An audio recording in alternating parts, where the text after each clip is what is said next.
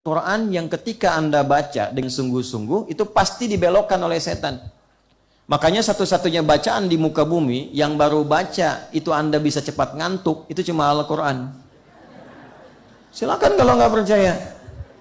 Anda baca Al-Quran 1 jam 2 jam, Al-Quran ya, Al-Quran 1 jam 2 jam Anda baca itu bisa tahan tuh, ya. Tapi baca Al-Quran 10 menit itu bisa begini-begini tuh, dan bisa cepat selesai karena memang ada setannya. Dan bacaan yang ketika dibaca menjadi ibadah itu hanya Al-Quran, hanya Al-Quran. Karena itu disebut naba, karena semua yang terkandung di Al-Quran itu agung. Nah, biasanya begini yang ingin saya katakan. Maaf ya, ini kita bicara adab dulu untuk menyempurnakan yang sebelumnya. Maaf sekali, kalau Anda ingin bertemu dengan sosok yang istimewa, yang agung, itu penampilan itu dijaga nggak? Ya, diperbaiki nggak? Pakai baju yang biasa atau yang istimewa? Kalau ibu nih Bu, punya koleksi yang istimewa, disimpannya di tempat biasa, tempat istimewa. Ya. Ibu punya emas misalnya 10 kilo, kan? Ya, Mas Anton. Ibu simpan di tempat biasa atau yang istimewa? Ditutup atau dibuka? Ditutup. Baik ya. Disayang-sayang atau dibuang? Tuh, kan?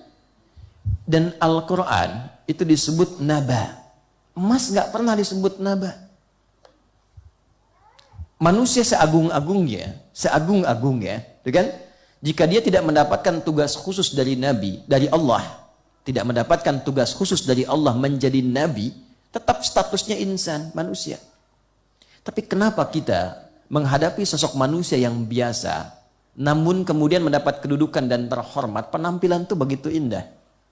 Kenapa ketika dititipkan barang-barang yang terasa istimewa, padahal dunia yang ketika wafat pun Anda tinggalkan, begitu Anda jaga dan ditempatkan di tempat yang sangat mulia?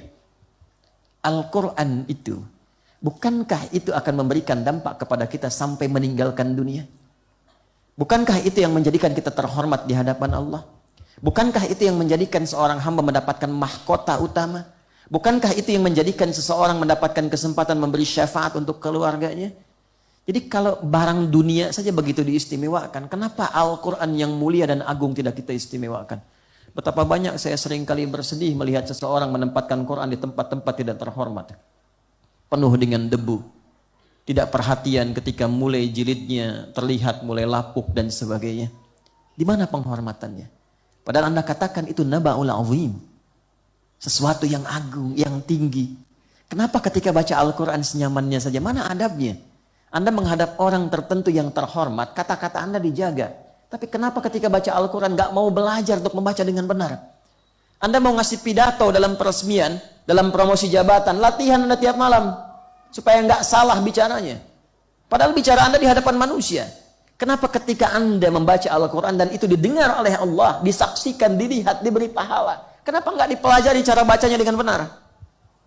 Dan ketika dibaca dengan benar pun ke hati kan ada dampaknya. Ke jiwa ada ketenangannya. Untuk yang betul-betul membuat jiwa Anda tenang, kenapa tidak serius? Tapi untuk sesuatu yang urusan dunia yang belum tentu memberikan solusi, kenapa begitu diburu? Memang tidak salah. Berlatih itu tidak salah, bagus, benar. Tapi menghormati apa yang bermanfaat untuk kita, itu lebih mulia. Maka ketika Anda menyebutkan surah An-Naba, bukan sekedar namanya, tapi ada pesan di balik itu, agungkan Quran sebagaimana Allah telah mengagungkannya. Beradab ketika membaca Al-Quran sebagaimana Nabi pernah menyontohkannya. Kok bisa ada pegang mushaf sambil telonjoran, kadang ditaruh di atas kakinya, ya, kadang bertelekan, kadang santai, kadang bawanya nggak pakai adabnya, ada yang bawa cuma begini saja, tidak. Ya, Quran itu akan melahirkan penghormatan kepada orang yang menghormati Qurannya. Dulu saya masih lihat anak-anak tuh bawa mushaf tuh begini gitu, ya. Simpan tempat terhormat. Sekarang Masya Allah. Dan mohon maaf ya kepada teman-teman yang di percetakan mushaf itu. Ya, kalau bikin cetakan mushaf jangan yang aneh-aneh. Saya suka perhatikan ada tuh bentuk mushaf yang cetakannya dibawa kayak dompet dikasih begini. Dibawanya begini gitu. Ya, macam-macam. Nah ini perlu belajar dulu pertama kali tentang adab dan fikihnya. Begitu Anda mengagungkan Quran, maka Quran akan balik mengagungkan siapa yang mengagungkannya.